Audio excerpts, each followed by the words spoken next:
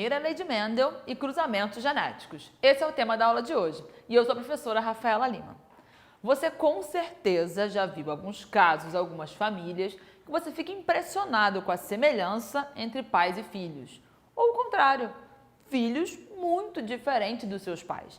E surge sempre essa pergunta, como é passada essas características? Por que algumas características parecem ser tão predominantes em algumas famílias, em alguns seres, em alguns animais, e outras não? E, dentro dessa busca por respostas, que surgiu aí a genética. Mendel, Gregor Mendel, é considerado o pai da genética. Ele foi um biólogo, um monge, um botânico. Nos idos de 1850, ele se ocupava a estudar, tentar entender algumas coisas sobre a transmissão das características, que a gente chama de hereditariedade. Então, a hereditariedade vai ser o ramo que estuda a transmissão de características de pais para filhos. Então, Mendel ele se ocupou disso. Ele, como um monge, um botânico, ele passou a estudar, observando aí, ervilhas. Você, ervilhas? Gregor Mendel estudou e ele fazia cruzamento entre ervilhas. Plantas, ervilhas. Que coisa estranha, por que isso? Pela praticidade. São plantas com um ciclo relativamente curto, fácil de cultivar, dele fazer o cruzamento entre as flores, e ele começou a testar uma série de características a respeito dessa planta. Cor, algumas ervilhas eram lisinhas, outras eram rugosas, tipos de flores, e ele começou a conseguir chegar em conclusões a respeito disso. Vou te colocar aqui, te mostrar um recorte de um experimento dele. Então, ele cruzou ervilhas amarelas com ervilhas verdes, fazendo testes. Ele cruzou ervilhas que eles chamavam pura. Como é ser pura? Ele foi cruzando essa mesma planta, fazendo ali um cruzamento, e ele observou que não tinha variação nas características. Então, ele considerou aquele exemplar um exemplar de uma espécie pura. Então, ele cruzou uma planta que dava ervilhas amarelas com uma que dava ervilhas verdes. Na geração seguinte, algumas pessoas daquela época achavam que as características dos pais, elas se misturavam nos filhos. Porém, a geração seguinte, todo mundo veio amarelo. Cadê o verde? Ele falou, vamos então verificar essa mesma população. A gente chama de geração parental, os pais, e a geração F1, os filhos. Aí ele foi lá e cruzou os filhos entre si, o que a gente chama de uma autofecundação. Aquela mesma planta cruzou com ela mesma. Qual foi a surpresa? Entre amarelos surgiu amarelos e um verde. Os pais eram amarelo e verde. Só amarelo. O que está acontecendo aqui? Já surgiu aí alguns questionamentos e algumas observações. Depois ele passou a cruzar só verdes.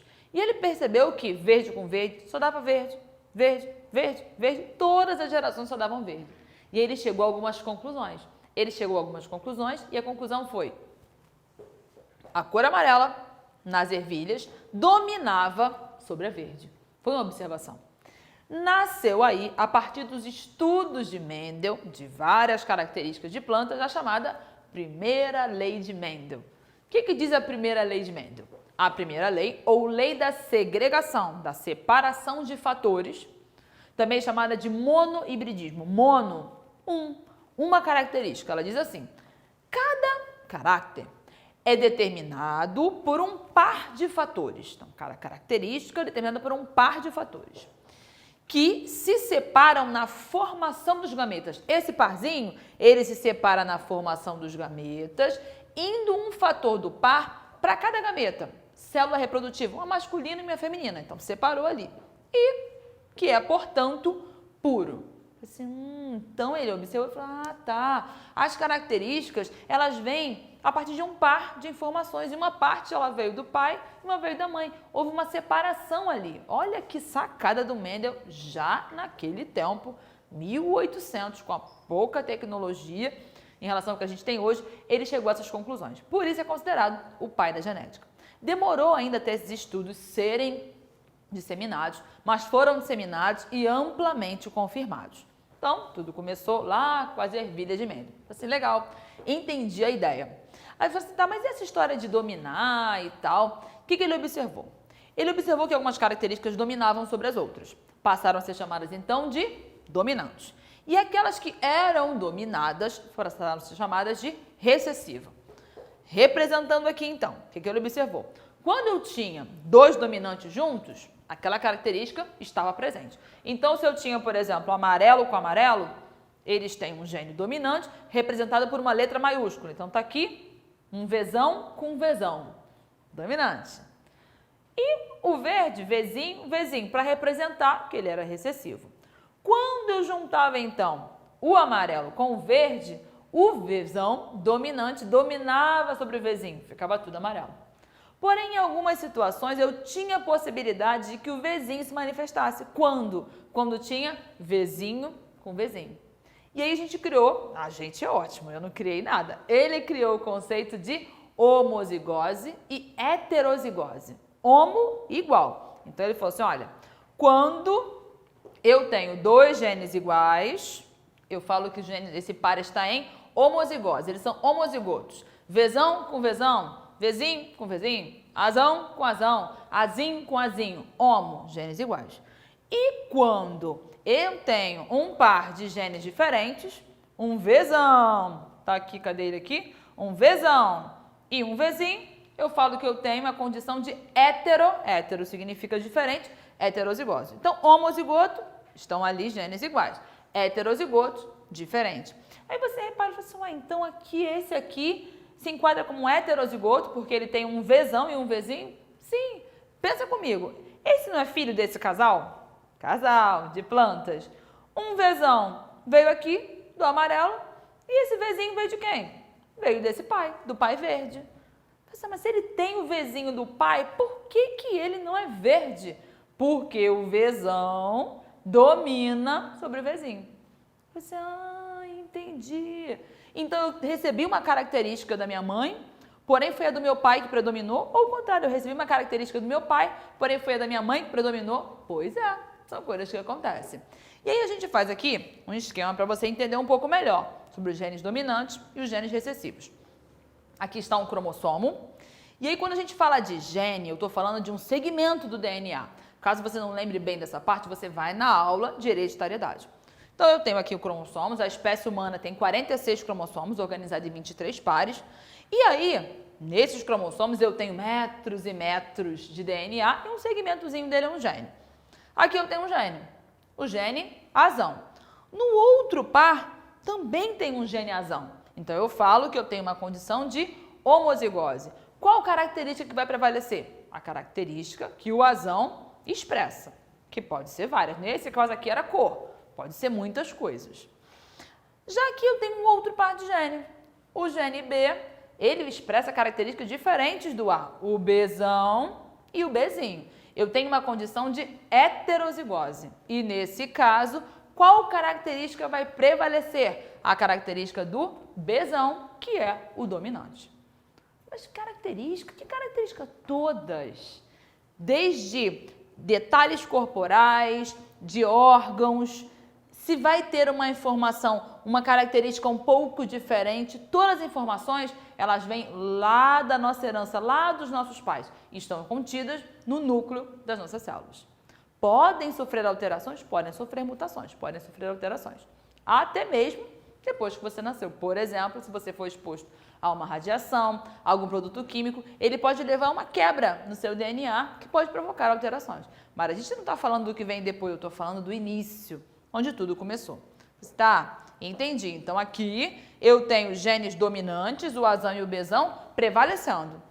E tem aqui, no caso do gene recessivo, quando é que o gene recessivo, que as características expressas por ele, elas vão ocorrer? Apenas quando eu tenho dois genes recessivos juntos. Uma condição de homo igual homozigose. Então, se eu tenho aqui Azinho com Azinho, aí sim eu vou expressar essa característica. Se eu tiver Bzinho com Bzinho, aí sim eu vou ter a característica.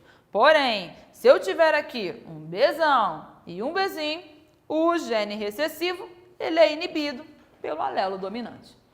Entendeu esse conceito de dominância e recessividade? Homozigoto e heterozigoto? E aí, Mendel iniciou uma forma da gente fazer cálculos de como vão ser as gerações. Como será essa geração? Qual a probabilidade de uma geração ter uma característica ou outra? E esse cálculo, a estrutura básica desse cálculo é muito simples. É o chamado quadrado de Punnett. Como é que eu faço esses cruzamentos genéticos? A gente chama também popularmente de jogo da velha, que parece um jogo da velha. Como é que eu faço isso? Então, no nosso caso aqui, eu tenho um casal. Eu tenho um macho recessivo, Azinho, minúsculo, recessivo. E eu tenho uma fêmea heterozigota. Azão com azinho. Hétero é diferente, então vai ter que ser sempre assim. O azão sempre na frente? Sempre na frente. Se eu colocasse fêmea aqui e macho aqui, tanto faz, tá? O importante é estar os dois participando. Então, eu coloquei azinho, azão, azinho.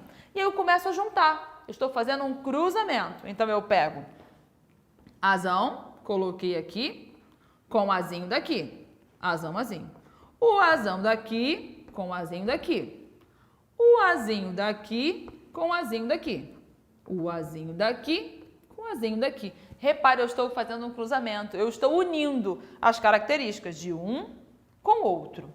Assim eu formei esse quadrado. Esse quadrado ele representa 100%.